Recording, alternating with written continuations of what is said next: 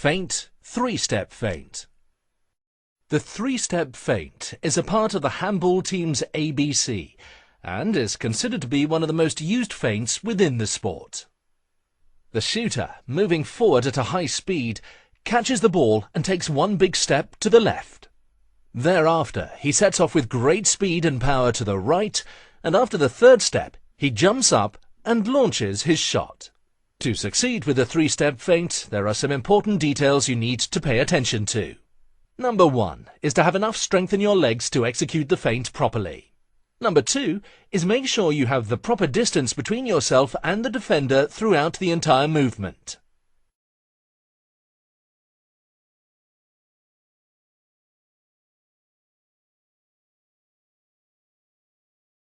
Feint, shot feint.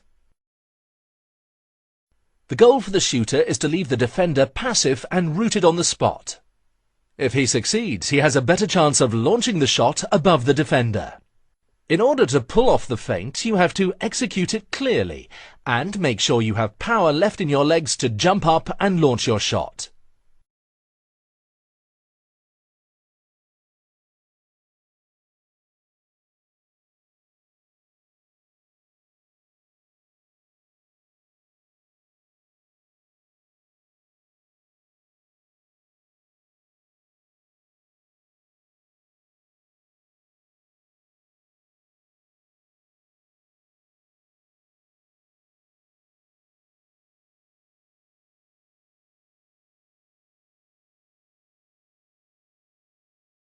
Feint, twist feint.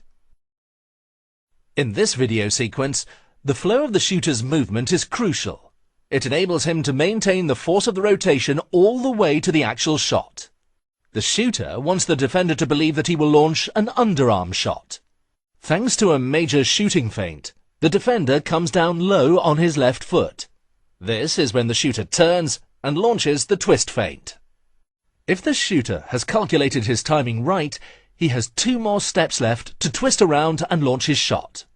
In order to pull off the feint, you have to execute it clearly and thereby leaving the defender rooted on the spot in order to increase your shooting chances.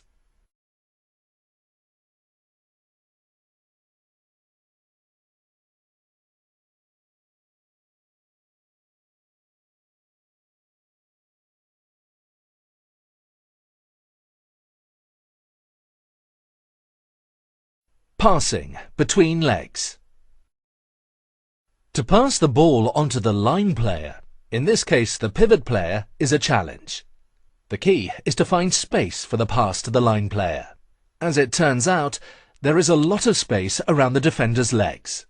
Through the attacker's quick change of pace and the three-step feint, he forces the defender to move sideways. Then, at the most advantageous moment, he plays the ball in the gap that becomes present when the defender moves his legs.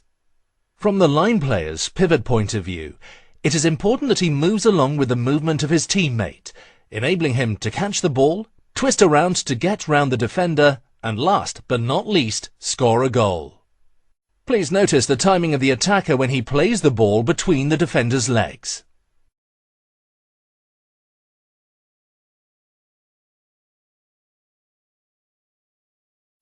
Passing overhead. A variation that might frustrate the defender is when the attacker passes the ball closely over the defender's head.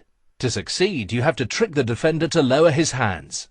One way of executing it is to feint a low play, but by using your wrist, play the ball over his head instead. The pass demands excellent wrist skills and will be a surprising choice of passing the ball for any defense exposed to it.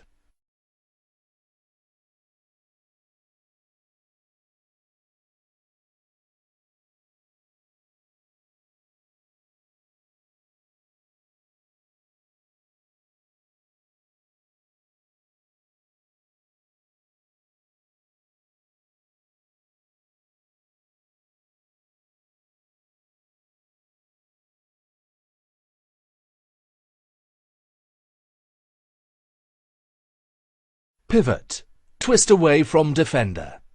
Today, handball is a demanding role for a pivot player. You need some tricks up your sleeve to be able to break away and take a shot.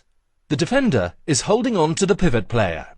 At the same time as the pivot player catches the ball, he moves his weight downwards and twists away from the defender.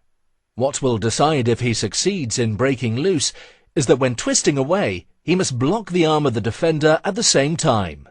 The blocking of the arm, combined with the movement of the line player, eliminates the defender's ability to resist the force that this movement presents. Please note how he squeezes right above the elbow of the defender.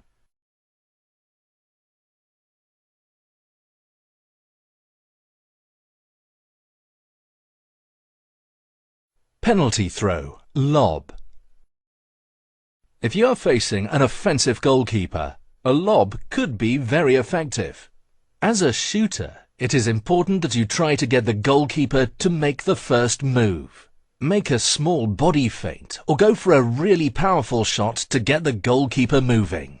Once the goalkeeper has started to move, preferably sideways, it is very difficult for him or her to reach a well-balanced lob. Please note the hand and wrist movement of the shooter.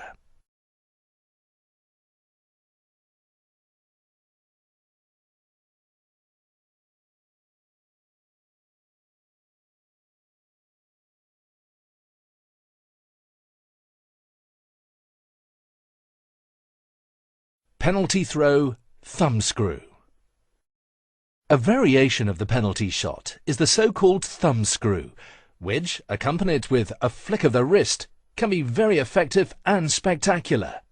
A dummy move will make the goalkeeper cover the wrong corner, enabling the shooter to place the ball close to his standing leg.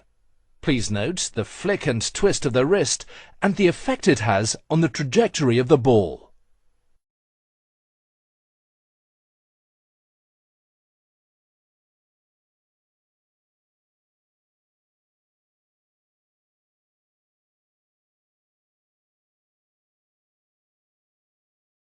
Attack screw.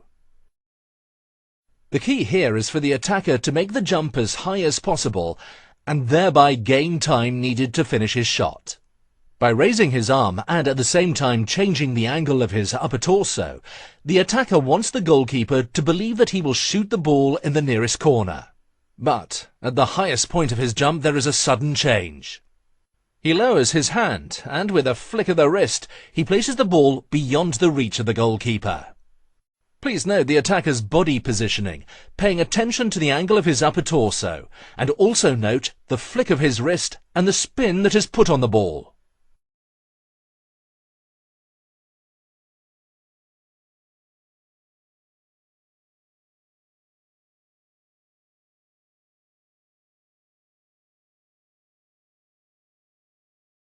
Attack layup. This might very well be the most technically demanding jump shot of them all.